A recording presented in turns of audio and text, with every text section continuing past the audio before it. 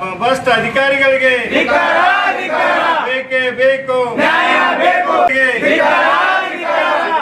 ಗ್ರಾಮ ಪಂಚಾಯತಿ ಅಧಿಕಾರಿಗಳಿಗೆ ಬೇಕೇ ಬೇಕು, ಬೇಕೇ ಬೇಕು. ಶಿರಗಾಂವ್ ಗ್ರಾಮ ಪಂಚಾಯತಿ ಭ್ರಷ್ಟ ಆಗೈತಿ. ಅದರಿಂದ ಈಗ ಉದ್ಯೋಗ ಮಾಡೋಂಥ ವ್ಯಕ್ತಿಗಳಿಗೆ ಉದ್ಯೋಗ ಕಲ್ಪಿಸಿಕೊಡ್ತಾ ಇಲ್ಲ ಗ್ರಾಮ ಪಂಚಾಯತಿ ಅವರು.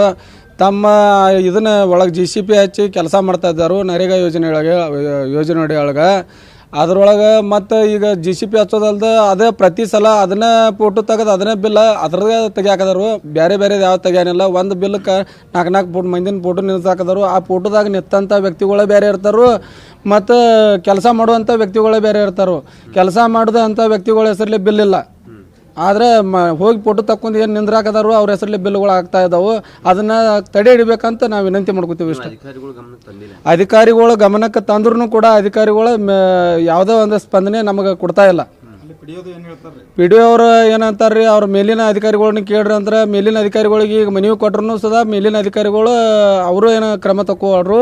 ಅದಕ್ಕಾಗಿ ಉಗ್ರ ಹೋರಾಟ ನಾವು ಹಚ್ಕೊಂಡೇವ್ರಿ ಸರ್. ಕರ್ನಾಟಕ ಸರ್ಕಾರ ಕೇಂದ್ರ ಸರ್ಕಾರದಿಂದ ಸಾಕಷ್ಟು ಅನುದಾನ ಬರ್ತಿತ್ತು ಪಂಚಾಯತಿಗಳಿಗೆ.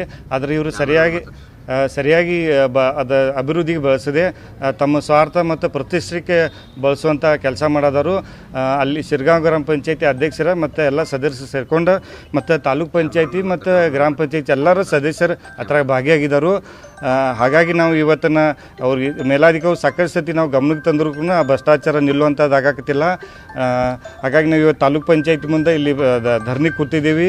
ಸರ್ಕಾರ ಆಗಲಿ ಮೇಲಾಧಿಕಾರಿಗಳು ಬಂದ ಅದನ್ನು ತನಿಖೆ ಮಾಡಿ ಯಾರು ತಪ್ಪಿಸ್ತಿದ್ದಾರೆ, ಎಲ್ಲಿ ಭ್ರಷ್ಟಾಚಾರ ತೆಗಿತು ನೋಡ್ಕೊಂಡು ಅದನ್ನು ಅವ್ರ ಮೇಲೆ ಕಾನೂನು ರೀತಿ ಕ್ರಮ ತಗೋಬೇಕಂತ ನಾವು ಈ ಧರಣಿ ಮುಖಾಂತರ ಮಾಧ್ಯಮಕ್ಕೆ ನಾವು ಒತ್ತಾಯ ಮಾಡ್ತೀವಿ.